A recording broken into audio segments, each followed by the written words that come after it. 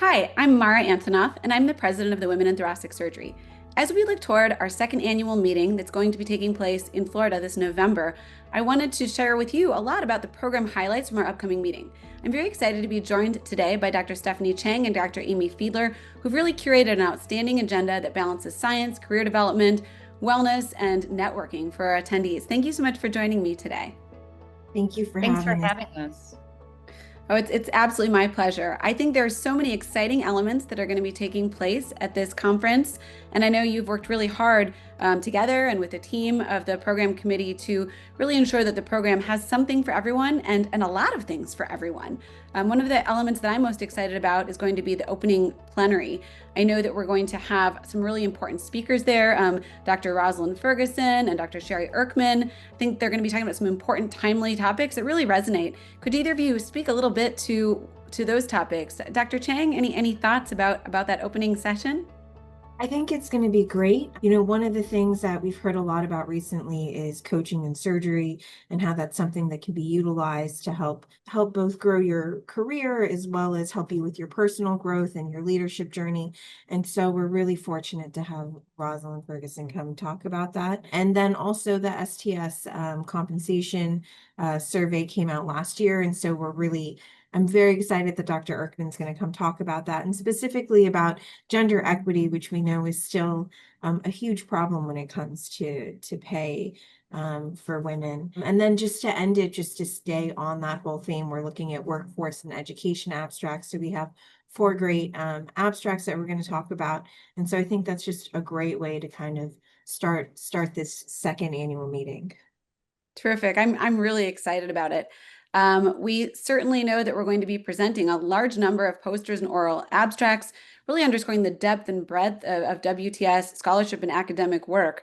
And the research committee, which I have the pleasure of co-chairing along with Dr. Stephanie Worrell, really received a record-breaking number of abstract submissions across thoracic, cardiac, congenital, and workforce domains. Dr. Fiedler, can you talk a little bit about how those areas are going to be presented? We heard from Dr. Chang that the workforce and education topics will be at the presidential plenary. What about these other topics? How are we going to hear about those?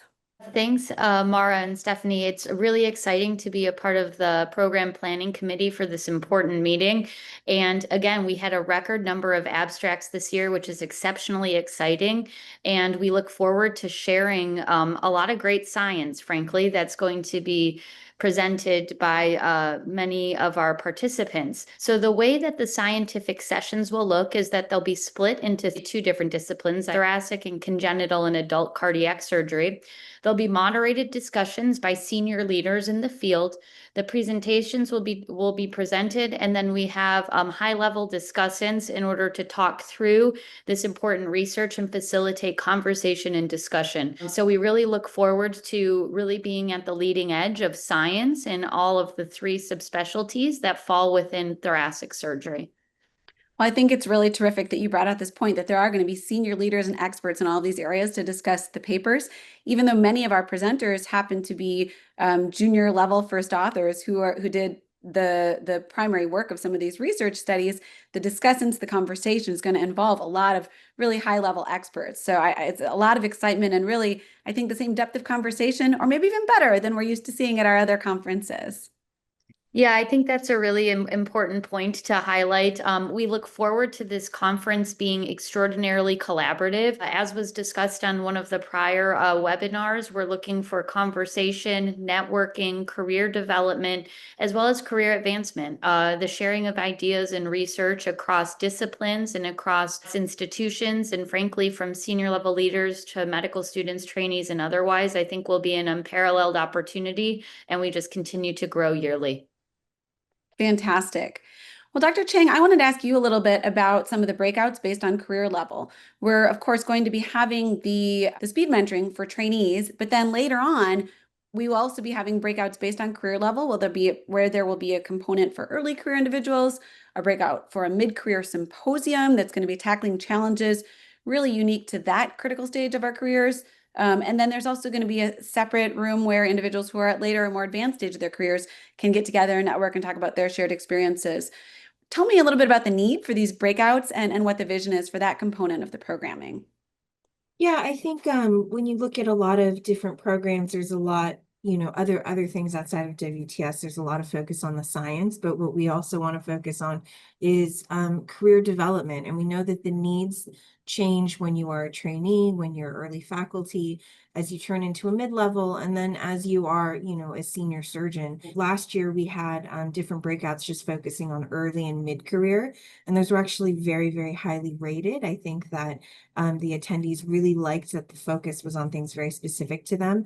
So we're doing it again this year for our early career symposium. There's a whole bunch of different topics. One of them is how to do it all, which is going to be by Dr. Schwabe, which I think is going to be a fantastic talk.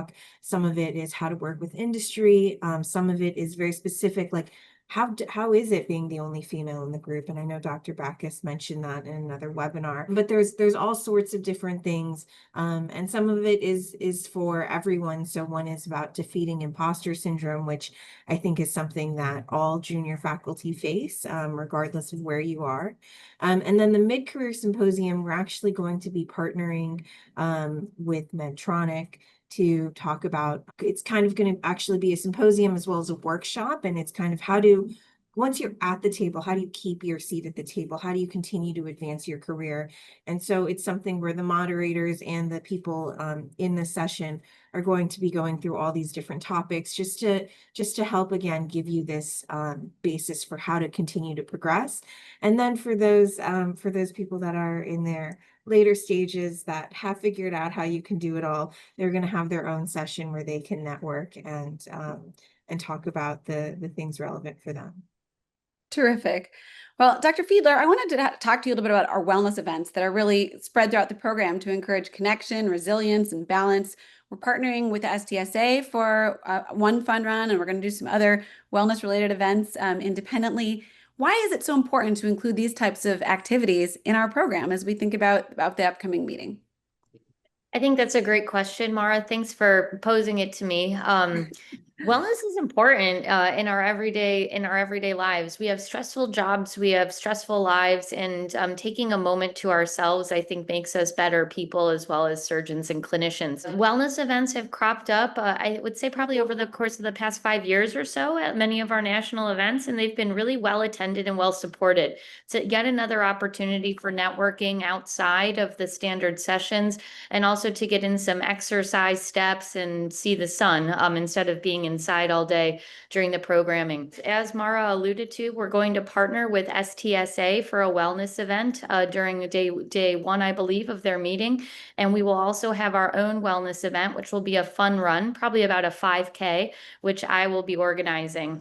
Something else that I hope everyone's looking forward to is we're going to start a joint Strava group as well as a Peloton group. So those who belong to those services can join our WTS groups, and we can log our activities and share in the fun leading up to the event. So we're looking forward to that and hope as many as possible can participate. So exciting. Thank you for all of your work on these really important efforts. I wanted to bring to light a couple of the really phenomenal roundtables that we're going to be having during the meeting. And we're going to have a leadership in CT surgery roundtable that's really bringing together representatives from every major cardiothoracic surgical society globally, which I think is truly an unparalleled gathering and a unique opportunity to really bring all of these visionaries together for our women in thoracic surgery attendees. I don't know that I've ever seen at a conference leaders from all of the other organizations coming together. I'm super excited about this roundtable. And then we're also having another session where we're going to have global perspectives in CT surgery that showcases really voices from all around the world and how they're relevant to women. I wanted to hear your thoughts about these two sessions, Dr. Chang, and really what the attendees should be thinking about as they look forward to those sessions.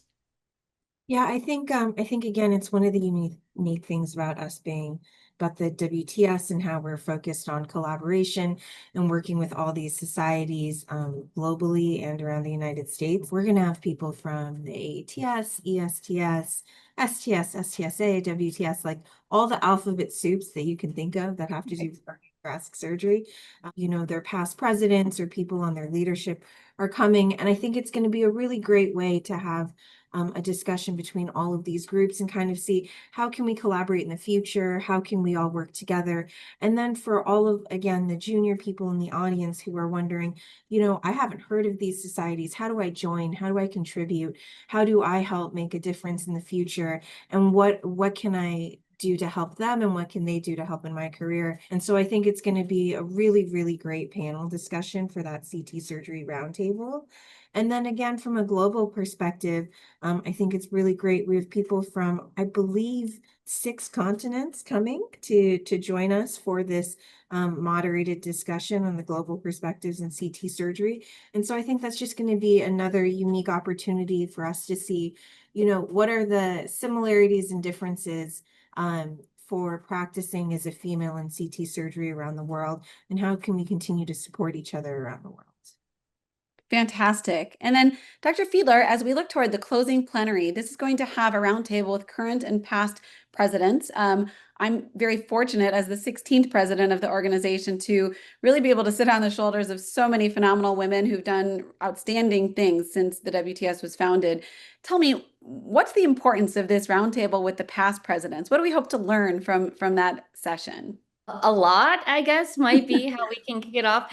We are very fortunate as an organization that we have grown quickly with more women entering our field.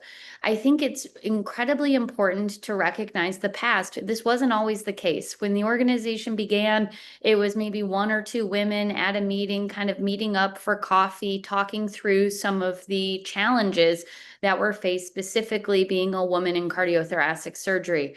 We're so lucky now to have the experience and expertise of many, many women who have come before us, Dr. Antonoff obviously included in this discussion. So we can not only talk through what it used to be like and learn and understand the history of the organization and what these past leaders' experiences have been, but also learn from them and try to understand what the vision is for the future, where we can go as we continue to work together. So I'm extremely excited to listen to this panel. I'm already kind of writing down my questions if there's time in order to ask them. But I think this is certainly going to be one of the crown jewels of the program, and just really an outstanding experience and way to cap off an amazing WTS second annual meeting. Fantastic. Well, I can't thank you both enough for all the tremendous work you put into this conference. Clearly, from cutting edge science to leadership insights and personal growth, this WTS second annual meeting is going to offer something for every stage of your career, no matter where you practice and really what your interests are. So I'm so excited about it, and I really look forward to seeing you all there. Thank you so much. Thank you.